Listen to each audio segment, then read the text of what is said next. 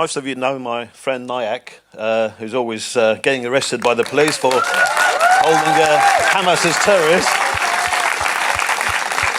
But where are you when he's getting arrested? I've never seen you there. yeah, me as well, but not as many times as him. With somebody like but you. Both of us have an Iranian background, and this problem of the left going to bed with the Islamists may be relatively new in this country, but we witnessed it in 1979.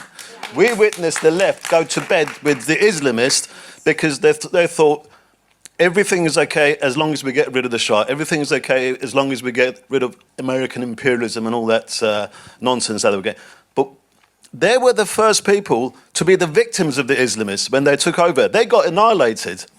And when I talk to the left in here, they've got no idea. They're not educated enough. When I tell them about the massacre of the left-wing political prisoners in 1988, none of them know about it. It's a bit like what Brendan was saying about, like, no one knows about who Salman Abedi is.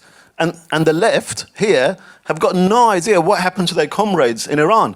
So maybe us Iranians living here, we've got a role to play in educating the left, because I've never seen anyone so uneducated, so ignorant about the topic, and yet so opinionated.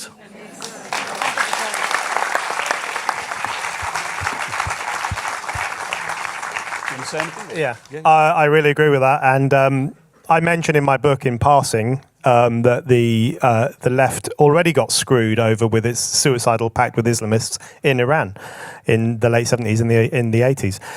Yeah, I really agree. I think the ignorance of the modern left is really an important point, because they have so little historical knowledge, and they don't understand what happened in Iran in 1979, and they don't understand other world events either.